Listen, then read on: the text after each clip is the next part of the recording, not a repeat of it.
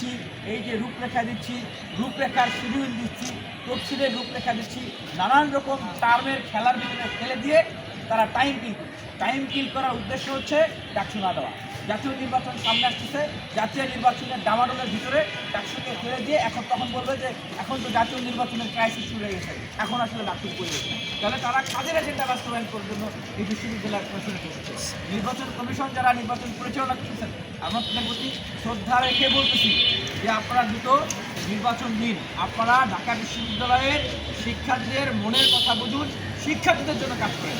আপনারা যেরকম আমরা দেখেছি ঢাকা বিশ্ববিদ্যালয়ের শিক্ষার্থীরা দলকানা হয়ে আওয়ামী লীগের তলবিবাহের জন্য কাজ করেছে।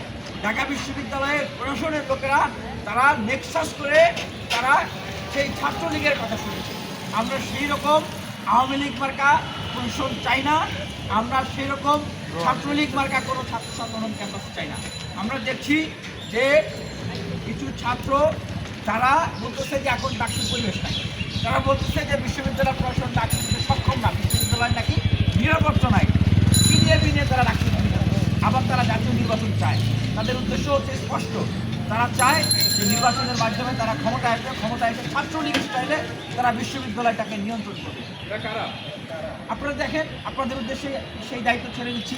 আপনারা যে ছাত্রনেতারা আজকে ইন্টারভিউ দিচ্ছে, সেই ছাত্রনেতাদের বক্তব্য নেন, তারা কি বলে? যারা বলবে যে ডাকসুর পরিবেশ নাই, বিশ্ববিদ্যালয় নিরাপত্তা ব্যর্থ, এখন তাদের প্রতি প্রশ্ন রাখতেছি যে বিশ্ববিদ্যালয় পরিচালনা করা কেবলমাত্র দায়িত্ব প্রশাসনের। এই কয়েকজন প্রশাসনের লোক তারা কি বিশ্ববিদ্যালয়কে পরিচালনা করতে সক্ষম না? এর জন্যই এই কেন্দ্রীয় ছাত্র সংসদ এবং ভারত সংসদের নির্বাচন 69 জনের মতো নির্বাচিত প্রতিনিধি, তাদের কাজ কি? তাদের কাজ হচ্ছে বিশ্ববিদ্যালয়ের প্রশাসনের সাথে বিশ্ববিদ্যালয়ের শিক্ষার্থীদেরকে পরিবর্তন করে বিশ্ববিদ্যালয় নিরাপত্তা, শিক্ষার্থীদের খাবারের সংকট, আবাসন সংকট, শিক্ষার সংকট, ট্রান্সপোর্টেশন সংকট, একাডেমিক প্রবলেম, বিশ্ববিদ্যালয়ে এই যে আমরা দেখি অতি রাজনীতি, এগুলোকে বন্ধ করা এবং বিশ্ববিদ্যালয়টাকে যে আমরা আসলে এই 56 বছরেও এই ক্রাইসিসগুলো মেটা করতে পারলাম না, এগুলো নিয়ে কথা বলা কাজে পাই। এবং এই বিশ্ববিদ্যালয়টাকে আমরা অতি রাজনীতি দেখেছি, আমরা ভায়োলেন্স দেখছি এবং আমরা সামনে আশ্চর্য করছি। আমরা দেখছি যে ডাকসুকে বানচাল করার জন্য বিশ্ববিদ্যালয়ের পক্ষে শেষ করা হচ্ছে, বিশ্ববিদ্যালয় থেকে মিছিল করে দেওয়া হচ্ছে। এগুলো কারা করছে? বিশ্ববিদ্যালয় প্রশাসন মানে জিজ্ঞাসা করতে চাই, আপনারা এতদিন হয়ে গেছে, কে বমটা মেরেছে, কে পক্ষে লেগেছে, এখন পর্যন্ত আপনারা সেগুলো বের করতে পারছেন না। তার মানে কি দাঁড়ায়? এগুলো নাটক করা হচ্ছে ডাকসুকে বানচাল করার জন্য। আমরা সেই প্রশ্নগুলো রাখছি স্যার, মানে একদম উন্মুক্তভাবে।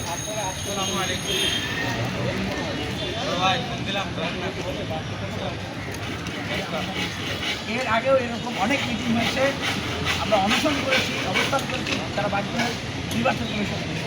এরকম মিটিং খেলার উপরে আমাদের আর কোনো আত্মবিশ্বাস নাই, আমাদের কোনো ভরসা নাই। আমরা পিছিয়ে যাওয়ার আগ পর্যন্ত আমাদের ধারাবাহিক কর্মসূচি চলবে এবং আমাদের কর্মসূচি আরও তীব্রতর হবে।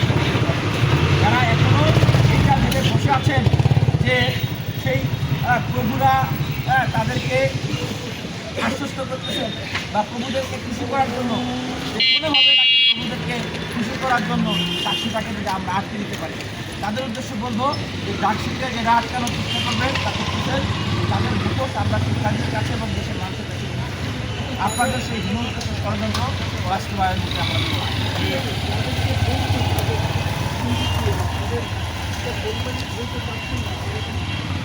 না না আমরা তারা ডাকসু চাচ্ছে না, বলতেছে ডাকসুর পরিবেশ নাই, বলতেছে বিশ্ববিদ্যালয় এখানে স্পেসিফিকভাবে আমরা যদি বলি, আমরা দেখেছি যে বাংলাদেশের বর্তমান বৃহত্তম যে রাজনৈতিক দল যারা মনে করছেন সামনে ক্ষমতায় আসবেন, তাদের এই ছাত্র সংগঠন তারা প্রতিদিন মিটিং করে বলে জাতীয় নির্বাচন চায়, দ্রুত জাতীয় নির্বাচন দিতে হবে। কিন্তু ছাত্র সংসদ নির্বাচনের আলাপ শুনলে তাদের গায়ে গম হয়ে যায়, তখন তারা বলে যে নির্বাচনের পরিবেশ। আমরা তাদের উদ্দেশ্যে বলবো যে ঢাকা বিশ্ববিদ্যালয়ের শিক্ষার্থীদের উপরে আস্থা রাখুন, ভরসা রাখুন।